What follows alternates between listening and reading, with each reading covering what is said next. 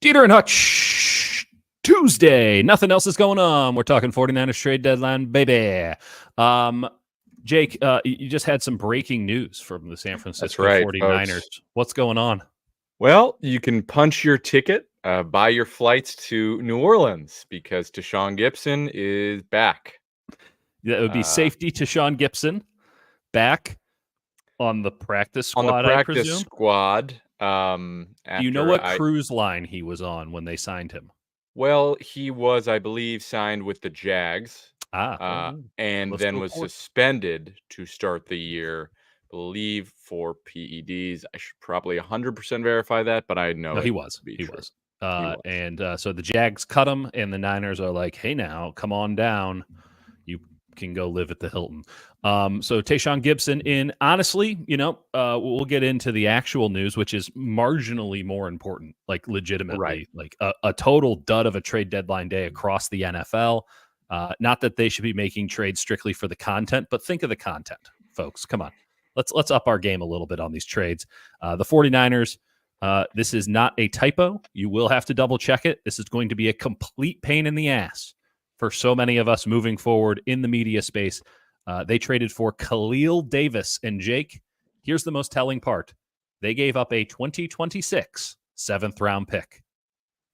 Just cut him. It's going to haunt him. Just cut Khalil Davis then. What are you doing? You don't need a 2026 7th-round pick. I guess you got to get, I don't know, man. How much? You got $5? Like, you can give us that. Khalil Davis, who, shout out to our friend and my colleague, Cam Inman. His name is so similar to Kalia Davis that Cam Inman, when he first got the news from whomever, thought that Kalia Davis had been traded to the Texans. It turns out, no, there's a player named Khalil Davis who plays the exact same position rather similarly, and he got traded to the San Francisco 49ers. So the Niners now have a Khalil Davis and a Kalia Davis. And Jake, early scout by me, I'm not sure I wouldn't rather have Kalia Davis. It's a body. It's a body. That's about all I can say. We both turned on the tape, which hit that NFL Pro using that sub. After grinding Jeremiah Ledbetter tape for a week and claiming the Niners should have traded for him. I stand by that. You should. Because Khalil Davis is a guy where you go, who's that? And then you turn it on and you go, I still don't quite understand what his thing is. And his thing isn't really one thing. He sometimes flashes burst, and then sometimes looks like he has no burst. Mm-hmm. I will say he's pretty strong, but his pad level is pretty bad. He gets very vertical, but because he's so strong, it evens out. He feels like a guy who the Niners love athleticism. They love giving Chris Kasurik athletes. Maybe he can unlock him, right? That's usually their whole thing. He's been in the league since 2020. So, he's just playing for D'Amico Ryans. So I don't know how much there is to unlock. That's the weird part. Oh, they can unlock him. He's literally coming from the exact same system. And it's not as the if Texans aren't great on the defensive tackle. They're not like in a good spot there. And they didn't add one either. They didn't go like, we'll take your Kalia Davis for your Khalil Davis, which would have been the funniest trade in recent NFL history. But no, they're like, you know how we have really, really crappy defensive tackles, 49ers? Why don't you just take one of them? Just give us whatever you got laying around. That's telling. That's weird. You know what it felt like? Well, it didn't even feel like that. It was like the Niners were looking for something better, could not find it, and they're like, we need to get someone. Yes. We need to get a body. Yep. And so they went, this guy has athleticism. He was a 98th percentile athlete. He tested great in broad jump, which is a thing the Niners have always loved from their defensive tackles. Yep. So they went with him, but it's like you got a defensive tackle group that's Malik Collins, who's been good and is being asked a lot of. You've got Jordan Elliott, who you watch and you go, oh, that was good. And then, oh, God, that's the worst play I've ever seen. The old hinge, Jordan Elliott. Just open the door, baby. Yeah, it's like Javon Kinlaw all over again because you watch him and they're like, he's so big, but he doesn't really do a lot right. And then you've got Kalia Davis, who's not been impressive. I just watched all of that tape. Yeah. Kevin Givens, who's been better than I expected, even in the run game, but he stays low. but he's got a groin issue. And then Sorry, that shouldn't be funny. so there's Evan Anderson, who, he's stout, but has really no athleticism whatsoever. So anything that's not right at him, he's not really helpful for. And so then you bring in Khalil Davis, and it's like, okay, what does he do? Honestly, Jake, this is very egotistical. I know this is not what's happening, but this feels like something the 49ers are doing to directly satiate us. Like Dieter and Hutch are going to go on Tuesday, and they need something to talk about.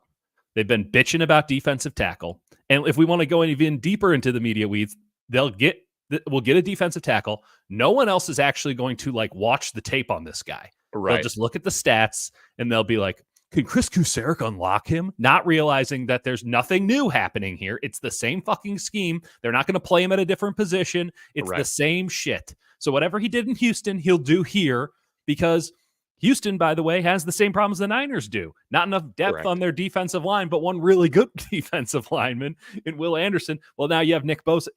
It's the same shit in a different package. Luckily, the Niners jerseys look better. Jesus Christ, some of those tapes with that new Houston oh my God, jersey with the painful. Texans jersey, you can't even tell what number somebody is. And just buy the Oilers name back.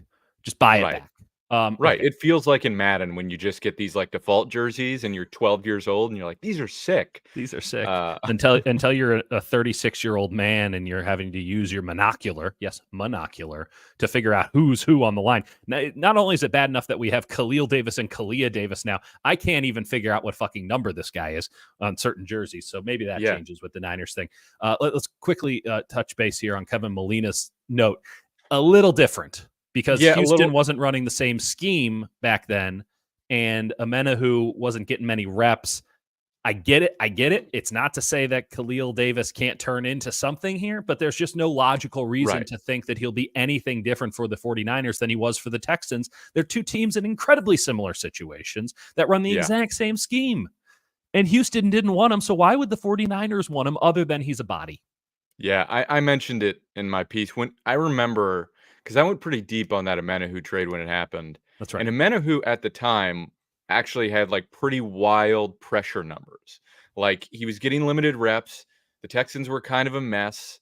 I feel like, I forget who was coaching at the time, but they were messy. Was it still Lovie Smith? It was still Lovie Smith. It might have been Lovie Smith, but they weren't a good team. No. And they gave up that sixth to get Amenahu, but it was for 2 years. It was for 2 years of him on a rookie deal, and they had some good pressure numbers. He could play inside and out.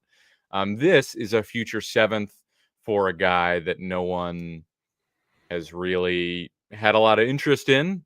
And sure, I think could he be better than Kalia Davis? Probably, because Kalia Davis is getting moved around a lot, and injuries to his knees are rough. And taking a 7th round next year swing when you've got 11 picks this year, sure, whatever. Yeah, no, I don't care about the pick. I'm there's not athletic upside, but the tape is not kind. And if you prefer, PFF's numbers over our own, I can give you those. I don't think PFF is good at delineating scheme or assignment at all.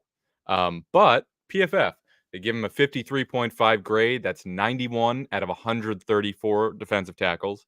A 51.6 run defense grade. That's 78 out of 134. And a 56.6 pass rush grade, which is 100 out of 134. So, the eye test supports what, those numbers say. And that's that he's a body with athleticism. And sometimes you see some flashes, but there's no real level of consistency or technique. No, I'll say this, much like Malik Collins, who honestly, some of the same rap, right? Clearly a rotational NFL defensive lineman. Yeah, you're getting a lot of Lincecum hollers lately. I've gotten that before. I got that in Kylo Ren when I grew my hair out the last time. So it's not the worst. It could be worse. You could absolutely take it. And so yeah, no, it legitimately, when you saw Malik Collins when he was traded to the 49ers, again, Houston doesn't have enough defensive tackles. They're desperate for a defensive tackle. And in the last couple of months, they're like, hey, Niners, do you want 2 of our defensive tackles? Right. We're not happy with them. Do you want them?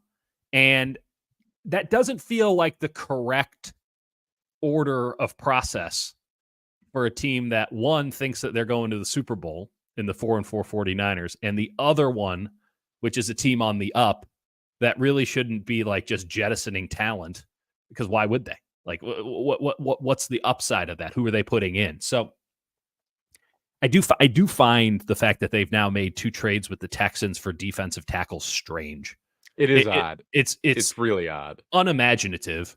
And again, they could have just come to us and we would have said, like, hey, you should take a 5th round pick and go get Jeremiah Ledbetter. Like that would have worked out really well. Now, again, that is operating in our weird vacuum here where we're presuming Jeremiah Ledbetter's available, but right? Why wouldn't he be? He's a 30-year-old player in the final year of his deal, and you're about to team on a terrible team. You're about to get a 5th round pick. Like, let's roll. And it feels like fundamentally, it's like they don't believe in the big boy. You know, like to me, they didn't even draft Evan Anderson. I believe in a big squatty man. You know? Yeah. No, they don't. It's not just that they don't believe in a big boy.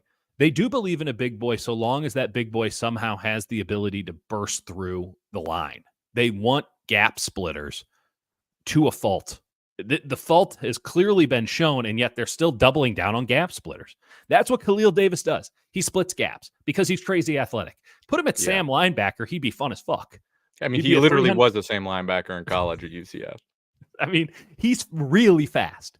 When he's out in the open space, it's a sight to behold. The problem is he's usually chasing a running back that's gone around the outside of the tackle box and is running towards the end zone. He might be able to chase him down. That's an impressive thing to see for a 300-pounder. What I'd like to see is someone holding the fucking A gap or the B gap so that other guys on the defensive line who need a little bit of help get a half beat to maybe beat their guy, shed a block, and get into the middle. They don't have anything like that. They haven't had anything like that since DeForest Buckner or the few games of Eric Armstead where he looked like DeForest Buckner, like all 6 of them in his career. They just don't have that. And so they're doubling down on this wide 9 scheme again, which has been disastrous so far this year because they don't have the personnel to effectively run it. And they're doubling down on gap splitting, which is inherent to the wide 9.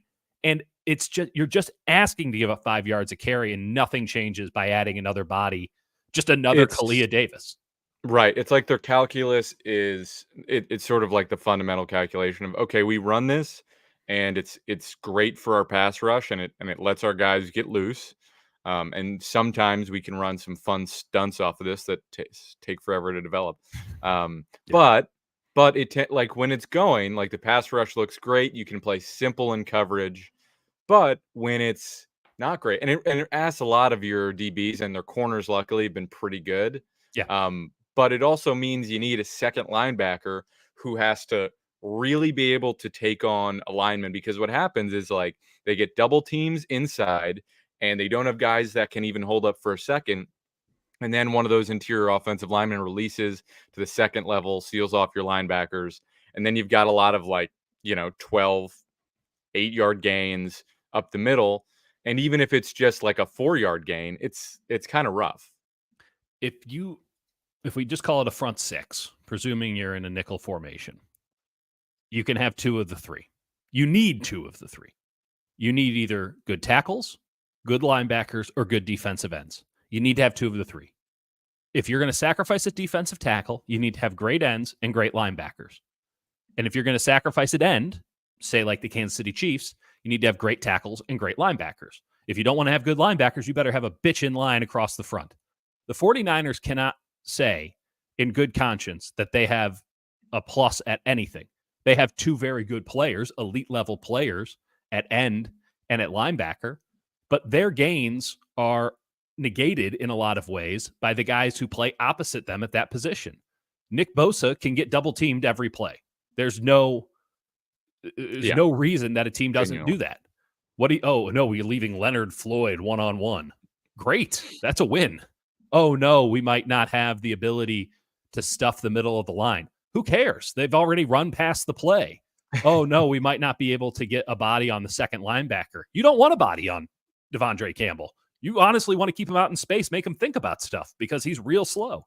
as you said, the game might be fast, but his body is slow. And the game is in slow motion for him, and so is his body, I believe was the exact line. So that was about right. Yeah, it's a much better line when I put it correctly.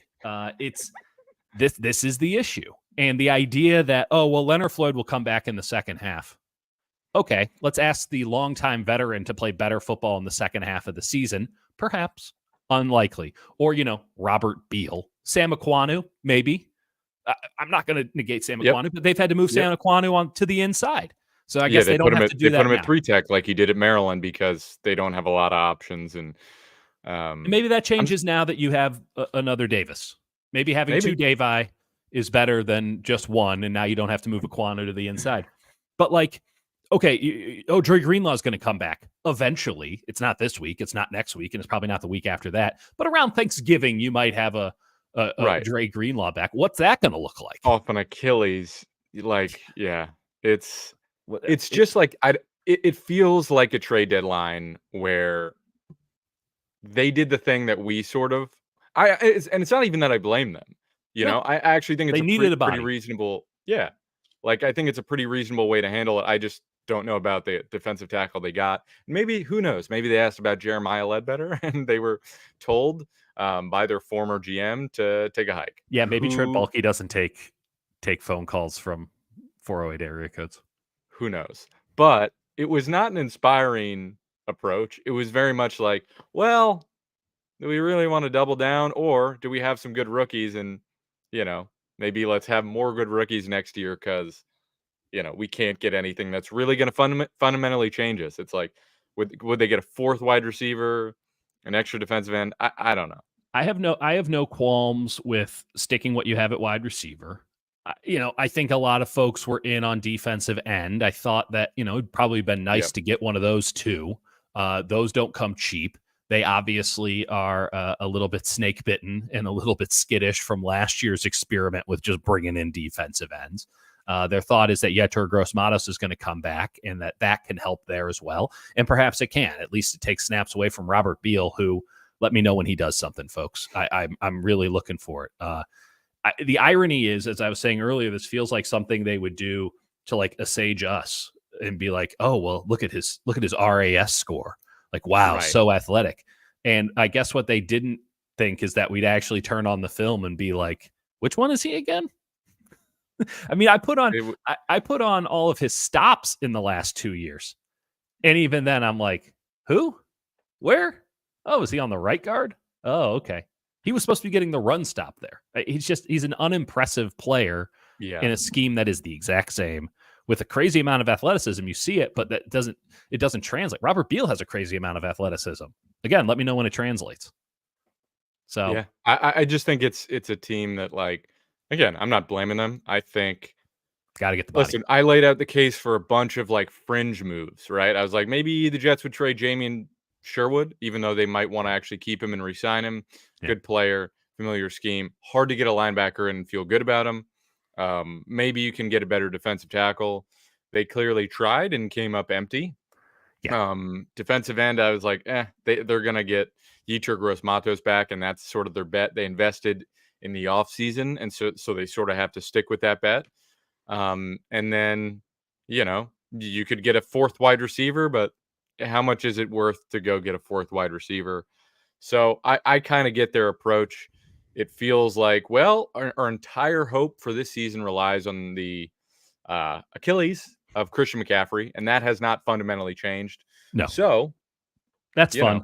There's also something to be noted in that they went and got somebody who runs the exact same scheme. I do think, you were asking me before the show, is Kasarik a fraud? And you were asking it tongue in cheek, but there is a level of this defensive line has had to get additions every year for the last couple of years. What does that say about how Kasarik, who gets a lot of autonomy to run the defense, what's that say about him? Now, there's injuries and things like that, but how he doesn't have somebody ready to go from the practice squad for this job is telling. I do think the injuries are probably the main driver of this. So I'm not going to put that on him, but it is interesting that, talking to a couple of folks before the trade deadline, wide receiver was going to be a tough position for them to go and get anybody at. Yeah. Because Kyle doesn't want to teach someone how to be a wide receiver in his system mid-season. Linebacker, same thing, right? Like that's just, you have to understand everything that's happening on the field. Like, how are you going to get up to speed in a short period of time? You saw what the Seahawks and the Titans just had when they did a linebacker switch, and both of those guys went out there. It might as well have been playing on their hands, walking around. Well, Ernest Jones had a better game last game, but yeah, it's tough. It's a tough thing to adjust to immediately. But defensive tackle from the same scheme, there's nothing to learn. There's nothing new. So Kasarik doesn't have to like bring anybody along. You just sick them. Yeah. So there's something to that when we're talking about a trade and the human element and the mental element of it all. But still uninspiring. Not that we were expecting much, but I wanted a little more Farhan. I wanted a little more win on the margin. And this just felt perfunctory. Felt like shit. Let's go get someone, whatever. Who, I mean, and like, I guess we'll just call Houston and see who they want to give us. Yeah. It was not default team for a default player at a default spot. It was something where you wanted to go, oh, who's that guy? Interesting. Like the Amenahu thing that was brought up. Amenahu was a guy that they picked and you're like, ooh, there's something there. And it worked out. This was like, all right, well, it's a guy who's not produced at all, but he's athletic. So I guess Chris can do something with that.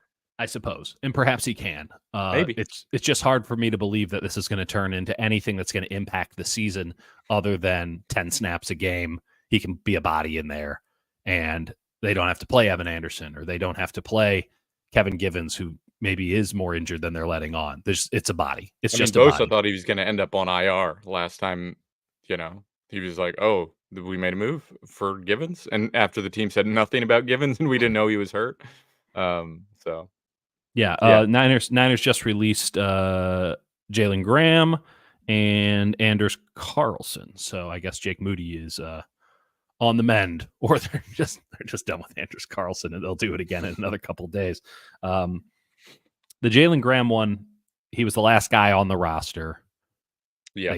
So he's the first guy off. They stole him off. What was it? Commander's practice squad and brought him back. Yeah. A guy where you can be like, wow, he's big, he's strong, he doesn't know how to play the position. Yeah, I go on with Larry Krueger once a week on Thursday nights, and I'll actually do Niners Nightly with him tonight on KMBR at around 6:30. And he's a big Jalen Graham guy, and I just consistently ask why.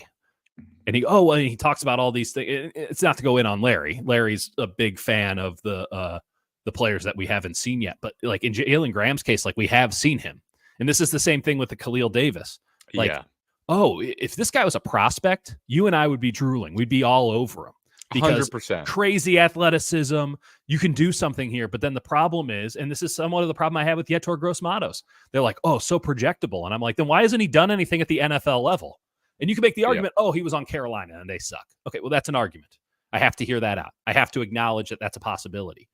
I don't have to grade him on a curve coming from the same.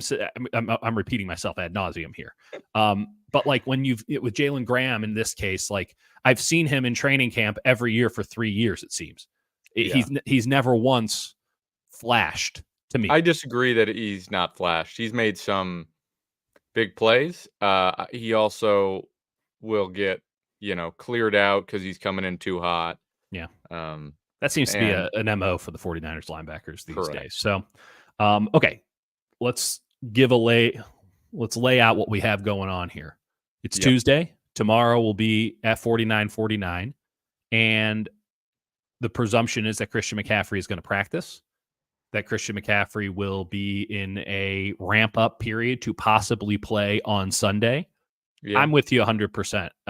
It feels like the entire season rides on the frayed Achilles of Christian McCaffrey. I mean, Kyle's tone the last time we talked to him is like, if he's got no setbacks, then maybe, and like if it all goes well, then he could potentially maybe play. We'll see. But it literally is, if he doesn't come back, this thing's cooked. And I think they're going, well, how much do we trust that to happen and double down? And like none of these other moves matter unless McCaffrey's good. And if McCaffrey's good, some of these other moves wouldn't matter that much, right? Because then the offense is cooking, gets easier on the defense.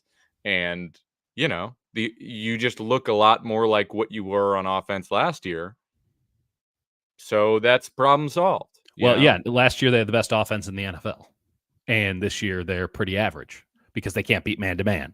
And again, we come back to right before they got Christian McCaffrey in 2022. The Debo experiment as the wide back had failed because, one, it was limited in his contract that he had just signed. And two, the league figured out, we'll just play man-to-man against him, and we'll take our losses with him catching passes out of the back. We'll take our losses because he doesn't have that kind of burst. You can't play zone against Debo Samuel because he'll just weave right through it, and he'll knock two dudes off, and then he's in the end zone. And so why did Kyle go get Christian McCaffrey? Because it forced teams to have to play zone because you have to keep all eyes on Christian McCaffrey. Yep. You have to keep your body in front of Christian McCaffrey. If you're playing man-to-man linebacker, you're dead. You're dead. And it's very evident. I think it's been under-discussed, maybe not on this show, but certainly in the grander landscape. It's not as if they didn't think Christian McCaffrey was going to play in week 1. They installed an entire offense, much like last year, built around Christian McCaffrey. Now, they didn't practice it with him, but they installed an offense built around Brandon Ayuk, Christian McCaffrey. Neither of them practiced. We saw the ramifications of that with Ayuk, but we're certainly seeing the ramifications of it without McCaffrey because everyone's just played man-to-man. Even Dallas was playing man-to-man. Yep. I guess we're going to just square you up, and it looked okay, save for a quarter. So McCaffrey comes back. At least there's the threat of, hey, you're going to have a linebacker on this dude. Any snap could be his last, but until that Achilles goes, don't play man-to-man. And in which case, things going to open up in a big way. The second that Christian McCaffrey's not on the field, though, they're going to be jamming these motherfuckers again. And I don't think there was anything they could do at the trade deadline to change that. I don't think there was. It just is what it is. But it's pretty wild that the 49ers' success is so contingent on not just one player, but an injured player. And I think we should probably redo last year's MVP vote. That's just my thought. 100%. I'm with you. It's all on McCaffrey and a lot on Pearsall and mostly on Purdy and maybe a little bit on Dre Greenlaw. But if McCaffrey's not right, truly nothing matters. So that's where we're at. If anything is riding on Dre Greenlaw, which I don't disagree that it is, that just tells you how desperate the situation is. It's not good. I guess it's also telling that it's Christian McCaffrey, but like Dre Greenlaw and Christian McCaffrey operate on different levels of godliness. Correct. So like you're willing to say, it hinges on Christian McCaffrey. He's arguably, when he's at his best, the best player in the NFL. Dre Greenlaw is a very good linebacker. Is he the best weak side linebacker in his own division? I mean, maybe not. Yeah. So they get Tampa. What did you see from Tampa? They got a short week, by the way. For all the talk we've had about rest deficiency with this 49ers team, which has been laughable, right? Kansas City and Dallas coming off of byes. I think that Green Bay comes off a bye as well. Buffalo might come off a bye. One of the two coming up here. The Niners get a massive rest switch here with Tampa at home. So you got to go cross country, 10 a.m. game, body clock. But at home, short week, and the Niners are coming off a bye week.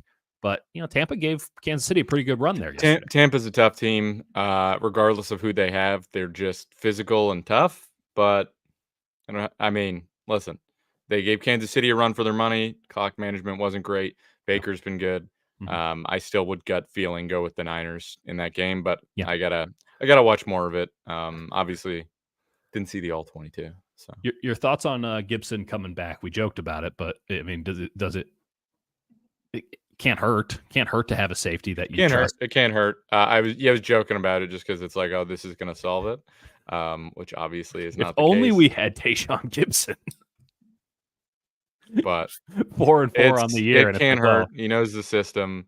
If nothing else can help coach up Mustafa, Yeah. And doesn't hurt. That's going to be something we're going to have. They don't trust Odom, so. Nor should they.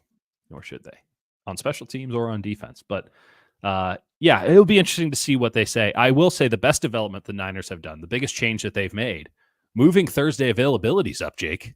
Dude, if that sticks, life-changing. If that's big time win. if that's at like 1 or noon for the rest of the season, and then we just don't get destroyed, maybe it's only for away games when they want to move up the schedule. But Maybe. good Lord, if we can get Brock Purdy at 1 p.m. instead of 4 o'clock, that would change my life, and I love it. I haven't gotten. I can't go on Thursdays. I got to pick up my kid, and so it's just like there's 0% chance that I can be at availability on a Thursday and get back to Alameda before it's impossible. daycare closes. And so it's like, let's just do this before practice, guys. Like, it can't be that hard. So they really are just feeding into our egos, but they didn't see that we would have the film. They didn't know that we'd have that film, and that's sweet NFL Pro. Okay, we'll call it there. We will talk on Friday. On Friday, we'll do our mega super breakdown. Basically, how much man-to-man can Tampa play versus the 49ers, and here are some clips of it. That's what it's turned into every week, but ultimately that's been the season, and we'll talk to you all then. Looking forward to it immensely. Appreciate you, folks.